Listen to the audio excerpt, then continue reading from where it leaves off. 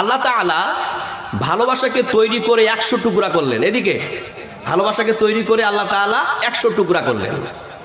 এক টুকরা ভালোবাসা তিনি বিশ্ববাসীর মাঝে ঢেলে দিলেন, আর 99 টুকরা ভালোবাসা আল্লাহ তাআলা নিজের মধ্যে রেখে দিলেন। এবার দেখুন তো প্রিয় ভাইয়েরা, এই এক টুকরা ভালোবাসার ঠেলা আর সহ্য করা যায় না? যায়। কত ভালোবাসা না? ভালোবাসার ফিল্ম নাই, ভালোবাসার কবিতা নাই, ভালোবাসার নাটক নাই, ভালোবাসার উপন্যাস নাই, ভালোবাসার কবিতা নাই। কত ভালোবাসা! মাতা পিতার ভালোবাসা, সন্তান সন্ততির ভালোবাসা, তারপরে আবার স্বামী স্ত্রীর ভালোবাসা। আরও একটা ভালোবাসা আছে জানেন, বয়ফ্রেন্ড আর গার্লফ্রেন্ডের ভালোবাসা। এ ভালোবাসা করা যাবে? No, leave this relationship. এই সম্পর্ক ছাড়ুন। This relationship is not right. এই সম্পর্ক নাজায়েজ, হারাম।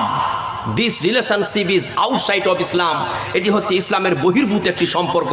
এই সম্পর্কের সাথে কেউ জড়িত হবেন না আমার প্রিয় ভাইয়েরা। আমি আমার যুবতী বন্ধুদেরকেও অ্যাডভাইস দিয়ে যাব এবং আমার যুবক ভাইদেরকেও বলে যাব যে আমার যুবক এবং যুবতী ভাই ও বোনেরা, তোমরা খবরদার এই বয়ফ্রেন্ড আর গার্লফ্রেন্ডের প্রেমের, অবৈধ প্রেমের ভালোবাসায় আপনারা জড়িত হবেন না, নইলে আপনার জীবন জর্জরিত হয়ে যাবে। এই সম্পর্ক ইসলামে জায়েজ নয়, না জায়েজ। আপনি একজন গার্জিয়ান, আপনি একজন মুরব্বী মানুষ, আপনি একজন বাপজি, আপনি জানছেন আমার ছেলে অমুক মেয়ের সাথে প্রেম করতেছে, ও আমার মেয়ে অমুক ছেলের সাথে প্রেম করতেছে। আপনি বাবা হয়ে ঠেকান না কেন? আপনি কিসের বাবা? আপনি কিসের পিতা? আপনি বাবা হওয়ার পর যদি আপনার সন্তানকে এই অবৈধ প্রেমের সঙ্গে জড়ে যাওয়াতে না ঠেকাতে পারেন, তাহলে আপনার পিতা মানে আপনার পিতা হওয়াটা আপনার জন্য বড় একটা দোষ। পিতা নামের একটা কলঙ্ক আপনি। সুতরাং আমি আমার বাপজিদের অনুরোধ করব, আমি আমার কাকাদের বলবো, যদি আপনি জানতে পারেন আপনার সন্তান, আপনার ছেলে অথবা মেয়ে এই সম্পর্কের সঙ্গে জড়িত হয়েছে, আমি আপনাদেরকে অনুরোধ করে বলবো আপনি তার ব্যাপারে কড়া সিদ্ধান্ত নেবেন, কড়া একটা মাশওয়ারা নেবেন, যাতে করে পদক্ষেপ নেবেন, যাতে করে আপনার সন্তান, আপনার ছেলে, আপনার মেয়ে এই পাপ কাজের সঙ্গে জড়িত না হয়। তারপরে আবার দেখবেন যুবক ভাই, এই যে ভালোবাসা, বয়ফ্রেন্ড আর গার্লফ্রেন্ডের ভালোবাসা, এই ভালোবাসার আবার একটা দিনও আছে, আপনারা জানেন? হ্যাঁ, ভালোবাসার দিনটার নাম জানেন? হ্যাঁ জি, 14ই ফেব্রুয়ারি, ভ্যালেন্টাইন্স ডে। ভালোবাসা দিবস। এটা কি ভালোবাসা দিবস? No, it's not Valentine's day. এটা ভালোবাসা দিবস নয়, ইটস ফার্কি ডে। এটা হচ্ছে বেহায়া দিবস, এটা হচ্ছে অশ্লীলতার দিবস, এটা হচ্ছে জেনার দিবস। এই দিবস পালন করা ইসলামে জায়েজ নয়। অথচ আমাদের সমাজে অসংখ্য আমরা মুসলমানের ছেলে মেয়েরা এই দিবসকে উদযাপন করে থাকি, ভ্যালেন্টাইন্স ডেকে আমরা মানিয়ে থাকি। এটা আমাদের দিবস নয়। আরে আমাদের আবার ভালোবাসার কোনো দিবস টিবস লাগে নাকি? আমাদের ভালোবাসা তো সব সময়। আমরা আল্লাহকে ভালোবাসবো, কোনো দিবস লাগবে? আমরা নবীকে ভালোবাসবো, কোনো দিবস লাগবে? আমি আমার মা বাবাকে ভালোবাসবো, কোনো দিবস লাগবে? আমি আমার সন্তানকে ভালোবাসবো, কোনো দিবস লাগবে? না, আমাদের কোনো দিবস লাগে না। এটা তো পাশ্চাত্য কালচার, এটা তো ওয়েস্টার্ন কালচার। ওই ওয়েস্টার্ন লোকেরা, পাশ্চাত্যের লোকেরা, ওরা বছরের একটা দিনকে নির্দিষ্ট করে নির্ধারণ করে নাম দেয় ভ্যালেন্টাইন্স ডে, 14ই ফেব্রুয়ারি, এবং ওই দিনে তারা ঢালা বেবিচার করে যায়, জেনা করে যায়। ওই দিন তারা এমন ব্যাপকভাবে বেপরোয়াভাবে জেনা করে আপনি কল্পনাই করতে পারবেন না। ওই দিন তারা বিশাল বড় একটা অনুষ্ঠান করবে, পার্টি করবে, আর পার্টিটার নাম দেবে যে ফেস্টিভ্যাল অফ ভ্যালেন্টাইন্স ডে 14ই ফেব্রুয়ারি। 14ই ফেব্রুয়ারি ভ্যালেন্টাইন্স ডে উপলক্ষে আজকের এই পার্টি দেওয়া হচ্ছে। ওই পার্টিতে আমি আমার স্ত্রীকে নিয়ে গেছি, তুমি তোমার স্ত্রীকে নিয়ে এসেছো, বাস চলতেছে।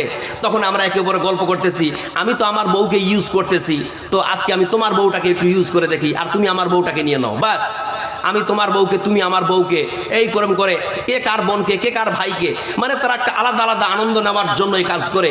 আর তারা মনে করে আজকের এই ভ্যালেন্টাইন্স ডেতে যদি আমরা আমাদের যৌবনের চাহিদাটাকে তৃপ্ত করে মেটাতে পারি, আমরা যদি এই যৌবনিক আনন্দটাকে আমরা আনন্দময় করে তুলতে পারি, তাহলে সারা জীবন আমরা যৌবনিক আনন্দে ভরপুর থাকব, আমরা যৌবনিক চাহিদায় পরিপূর্ণ থাকব। আমাদের জীবনে যৌবনে কোনোদিন ঢাল পড়বে না, অথবা আমাদের যৌবনে কোনোদিন ভাটা পড়বে না।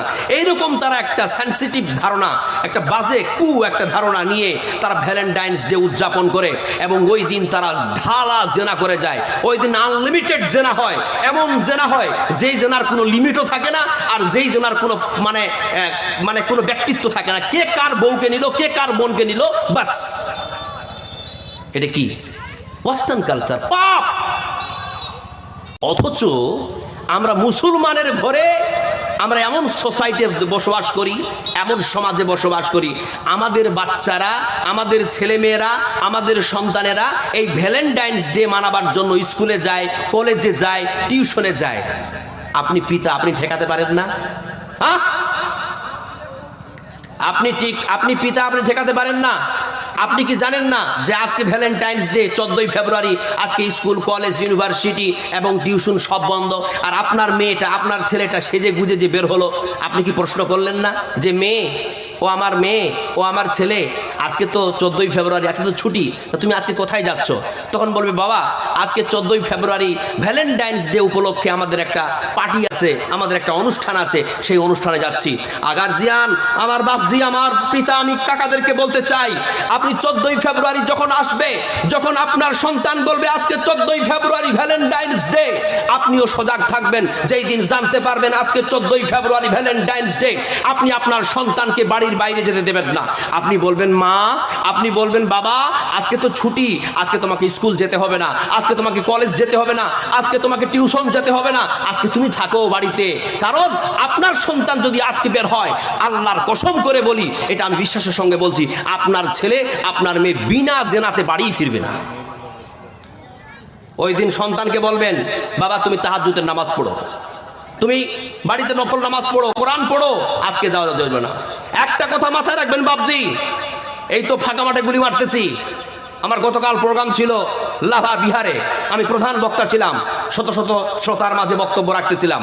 যাই হোক, যেখানকার পরিবেশ সেখানে মানিয়ে চলতে হবে। বলতে চাই, আপনি আপনার সন্তানকে ঠেকাতেই হবে। কারণ একটা কথা মাথায় রাখবেন, আপনার সন্তান বাইরে গিয়ে যদি জেনা করে, তাহলে ওই জেনার পাপ শুধু আপনার সন্তানের ঘাড়ে যাবে এমনটা নয়, বরং ওই সন্তানের গুনহার একটা পার্সেন্টেজ আপনার আমল নামে আসবে। আপনি যতই নামাজ পড়েন, যতই তাহাজ্জুদ পড়েন, যতই যাকাত দেন, যতই হজ করেন, সব কিছু শেষ হয়ে যাবে, আপনাকে জাহান্নামের দিকে ঠেলে নিয়ে যাওয়া হবে। তখন আপনি বলবেন আমি তো হাজী সাহেব, আমি তো কোনোদিন নামাজ ছাড়ি নাই, আমি তো যাকাত দিয়েছিলাম। তখন বলবে এই হাজী সাহেব শোন, তোর সন্তান যে জেনা করে বেড়িয়েছে, তোর ছেলে যে জেনা করে বেড়াতো, তোর মেয়ে যে জেনা করে বেড়াতো, তুই অনুভব করতি, অথচ তোর সন্তানকে তুই কোনোদিন ঠেকিয়েছিস? কোনোদিন সন্তানকে বলেছিস যে মা, আমার ছেলে, আমার মেয়ে, তোমরা যেভাবে ঘোরাফেরা করতেছো এটা ঠিক নয়, এরকম কি কোনোদিন বলেছো? না, লজ্জা লাগে, কি করে বলবো? সুতরাং আমি বলতে চাই যে আমাদের ভালোবাসার কোনো দিবস লাগে না। আরে ভালোবাসা কাকে বলে শুনবেন?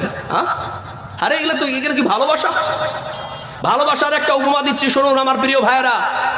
আমি একটা পেপার কাটিংয়ে পড়েছিলাম আর কি, হ্যাঁ, যে বন্যার পানিতে মা আর মেয়ে ভেসে যাচ্ছে, মা আর মেয়ে বন্যার পানিতে ভেসে যাচ্ছে, মা তার মেয়েকে উপরে ধরে আছে, আর মা পানি খেতে খেতে খেতে খেতে কিনারায় গিয়ে পৌঁছালো, মা মারা গেল, সন্তানটা বেঁচে গেল, তার মেয়ে বেঁচে গেল। এটা হচ্ছে মায়ের সন্তানের জন্য নিঃস্বার্থ ভালোবাসা, যেই ভালোবাসার জন্য মা তার জীবন দিয়ে দিল। জোরে বলুন সুবহানাল্লাহ। এটা হচ্ছে ভালোবাসা। আর তুমি গিয়ে ডিজে বাজাচ্ছ, লাফাকুদা করতেছো, ওকে কিস করছো, ওকে কিস করছো, খুচুং খুচুং করতেছো, এটা কি ভালোবাসা? ওগুলো ভালোবাসা নয়, ওগুলো বেহায়াপনা, ওগুলো অশ্লীলতা, ওগুলো নোংরামি, ওগুলো ভালোবাসা নয়। একটা কথা বলুন তো প্রিয় ভাইয়েরা, এই এক টুকরা ভালোবাসার ঠেলা যদি এই হয়, এই এক টুকরা ভালোবাসার যদি আমরা চিত্র এই পৃথিবীতে এই রূপ দেখতে পারি, তাহলে 99 টুকরা ভালোবাসার মালিক যিনি, তার উপমা কি হতে পারে?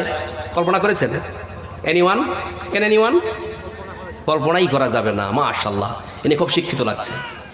আমরা এক টুকরা ভালোবাসাকে যদি কন্ট্রোল না করতে পারি, অনুভব না করতে পারি, তাহলে 99 টুকরার মালিক যে, তিনার উপমা কি হতে পারে?